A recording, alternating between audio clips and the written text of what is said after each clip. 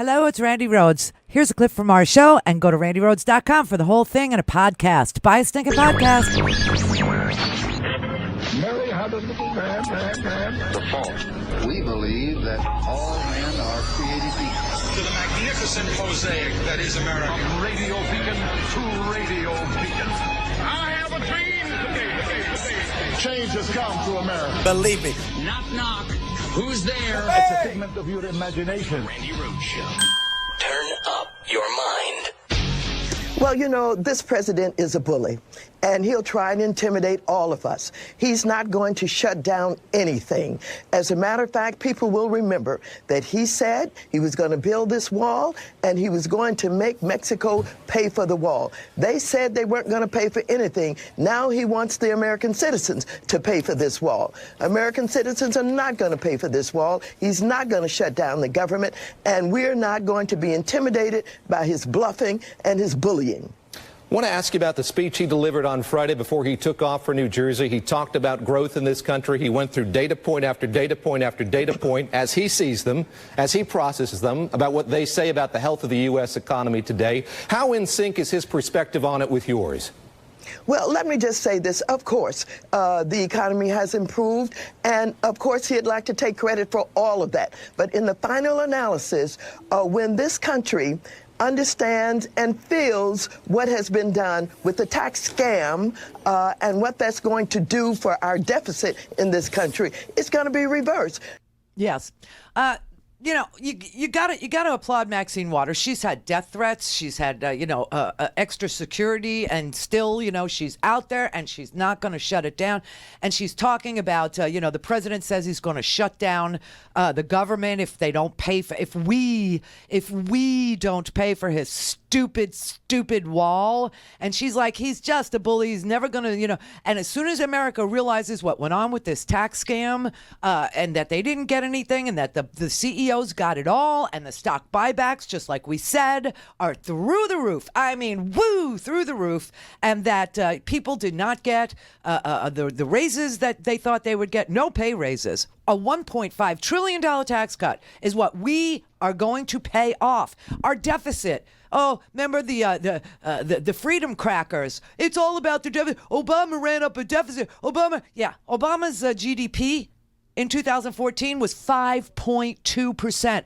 And in strictly numerical number, just a number, he went from like 1% GDP to 5.2% GDP. Oh, it's a stimulus package. They're on a sugar high. Yeah, and the same thing happened with these stupid $1.5 trillion tax cuts to the very top 1/10%.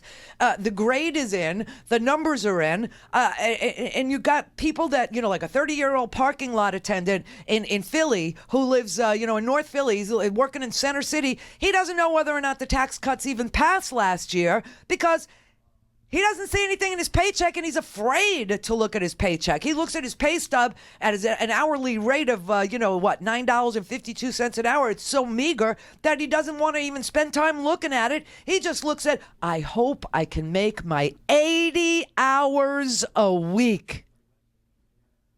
My 80 hours a week. And they don't take more money out, he says. Now he's taking out money because he's got to pay for health insurance that he wouldn't have purchased unless, there were Obamacare tax penalties. He's unmarried, his children are grown, and he's back living with mom and dad. That's the real story here, okay? And for what? So that the CEOs of this nation, the Oracle CEO, Safra Cruz, she just sold $250 million worth of shares in her company, the largest executive payday this year. Okay? The product developer at Oracle, Thomas Kurian, he sold $85 million. It came after the company announced a $12 billion share buyback.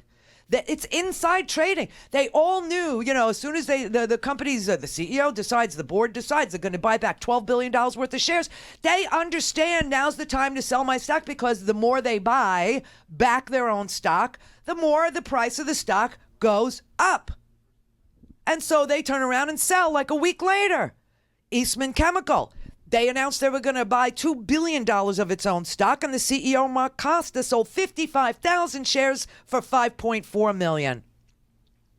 And the only way we know this is some of the few little laws that we have at the Securities and Exchange Commission actually force them to disclose these purchases or sales within 2 business days. And yet, this insider sales activity that enriched the executives in the short term and yielding like no clear long-term benefits for anyone that works for them on the floor or anybody in the broader economy just never happens.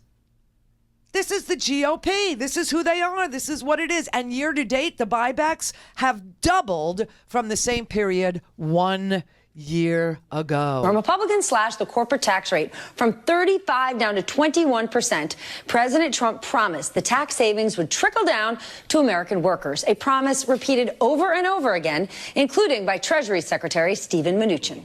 Well, now some companies have offered one-time pay bonuses to their workers since the new tax law was enacted. But when you look closer at the numbers, many of those companies also announced thousands of layoffs and no raises right as they spent billions and billions of dollars to finance huge stock buybacks which serve shareholders. For example, Walmart announced a $20 billion buyback program in September, just days after the Republicans introduced their tax plan outline.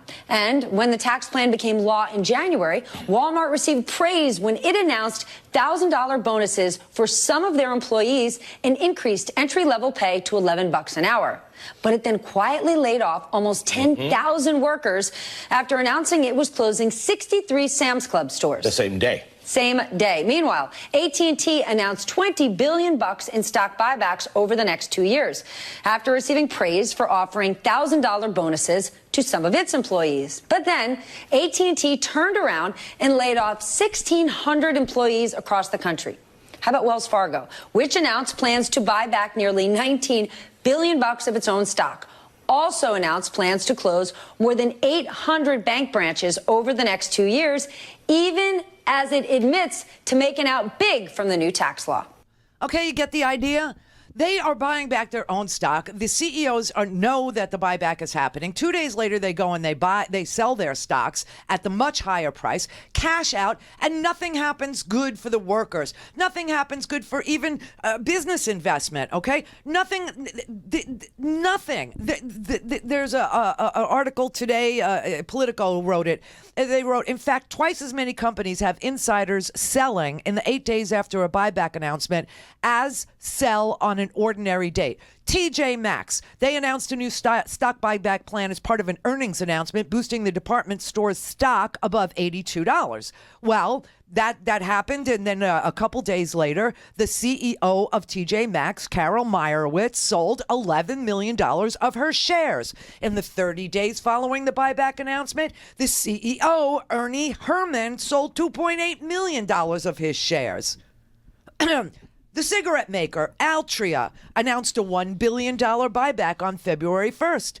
From February 8th through March 2nd, 4 of the executives at Altria sold a total of $1.8 million worth of their stock. Chief Executive Craig Johnson sold $995,734 worth of cashed out to get almost $1 million 8 days after the buyback was announced.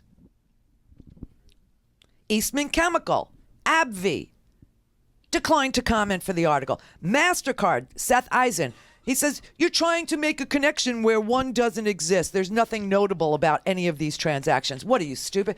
I mean, honest to God, this is the swill that we're supposed to just chug down.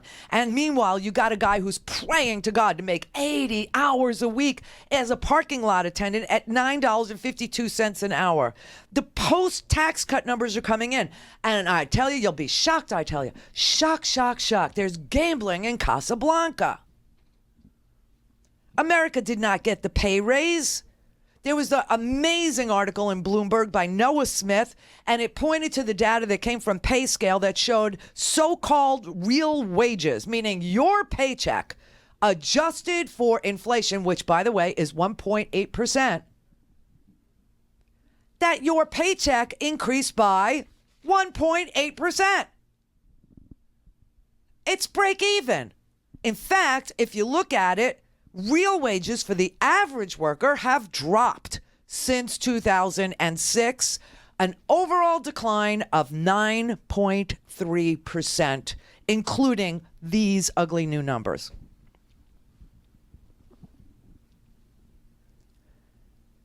More broadly, the nation's failure to collect a pay raise, even with unemployment hovering around 4%, has befuddled some of the best economists. Over a recent 12-month period, average U.S. paychecks, not adjusted for inflation, grew by about 2.7%, or roughly the same as the cost of living increased. In similar eras, with similar jobless rates, around 4%, the number of your increase in your paycheck should be closer to 4.5%. But it ain't happening because no one passed it on to their workers. And there was no business investment. There are no new plants. You don't see anything except the executives enriching themselves in the short term. This article says that, there's been no investment in much of anything. If you see new plants or new just know that was in the works before the tax cuts were passed.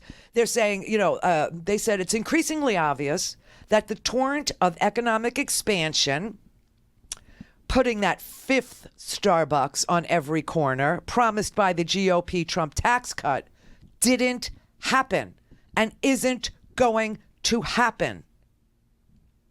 It's financed an expansion of CEO compensation, not financed additional investment. And that's why we're not seeing any wage growth. Mark Price, a Pennsylvania-based labor economist who recently co-authored a report for the D.C.-based Economic Policy Institute, called it the new Gilded Age. He found the top 1% of earners in Pennsylvania make 20 times the average for the other 99%, the 14th worst wealth gap in all 50 states. Companies have bought back $700 billion of their own stocks in just the first 2 quarters. In just the first 2 quarters. Now, you might sit there and say, how is this effing legal? It's legal because the GOP wants it to be legal. This is really vile.